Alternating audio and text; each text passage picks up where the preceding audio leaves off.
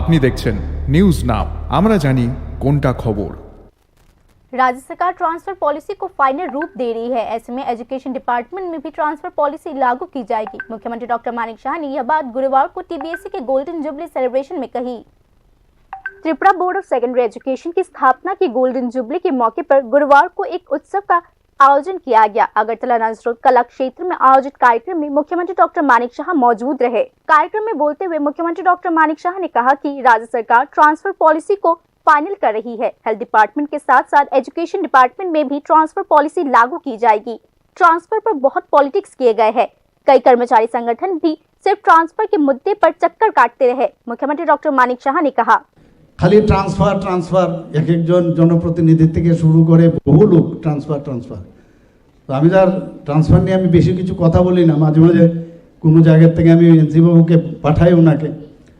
তো উনি বলছেন যে এখন যদি আমরা ট্রান্সফার যদি করি এই যে পরীক্ষার সময়ে তাহলে মুশকিল হয়, কিন্তু মানতে রাজি হয় না অনেকে।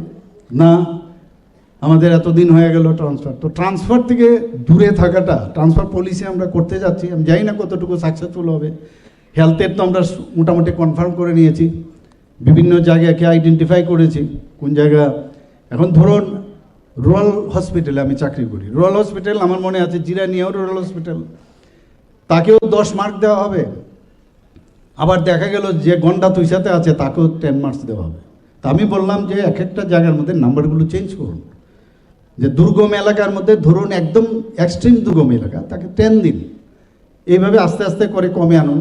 তাহলে কেউ যখন কোনো জায়গায় কাউকে পোস্ট গ্রাজুয়েশনের জন্য চান্স দেওয়া হবে, তো সবাই যদি 10 ওই নামে যদি হয়, তো সেটা যেন না হয়, তাতে করে সিলেকশনটা প্রপার হবে। এক্স্যাক্টলি সেম ওয়েতে আমরা এডুকেশন ডিপার্টমেন্টও সেটা চেষ্টা, মানে এই ধরনের এই ট্রান্সফারের দিয়ে দিয়ে কিন্তু মানে মসনদে বসে থাকার রাজনীতি অনেকের আছে। আর এটা একটা ক্রনিক ডিজিজ।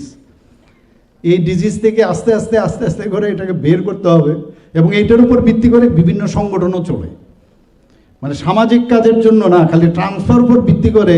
এবং যারা ফলোয়ার্সরা আছে যে ওনাকে যদি ধরে রাখি তাহলে আমার ট্রান্সফারটা হবে না। আর যদি প্রেসিডেন্ট সেক্রেটারি আর ট্রেজারার হয় সারা জীবনের জন্য ত্রিপুরায় আগরতলায়, এই যে একটা মানসিকতা, তো এগুলো আস্তে আস্তে করে আমাদের বেরিয়ে আসতে। मुख्यमंत्री डॉक्टर मानिक शाह ने आर्टिफिशियल इंटेलिजेंस यानी एआई के इस्तेमाल पर सावधानी बरतने की जरूरत पर जोर दिया। हालांकि मुख्यमंत्री ने यह भी कहा कि आने वाले दिनों में आर्टिफिशियल इंटेलिजेंस के उज्जवल भविष्य के कारण छात्रों के पास एआई विषयों को पढ़ने का अवसर होगा। एआई এর কিন্তু আরো সাবধানতা অবলম্বন করতে হবে। আজকাল এআই কে নিয়ে না হয়ে অনেকে এটাকে দুর্ব্যবহারও করছে, মানে অন্যভাবে ব্যবহার করছে এটা। তো সেই দিকে আমাদের ন্যাচারালি আমাদের নজর রাখতে হবে। আমাদের সরকার তো করছে, কিন্তু সব মানুষই এডুকেশন সেক্টরে এটা একটা বিরাট বিষয়। আমি মনে আছে আমার সেই বিষয়ে বলছিল যে suppose you are doing some surgery, it is not necessary or not surgery, you are attending in my OT, as if you use this AI system, so you will feel that physically you are in the OT. Just imagine,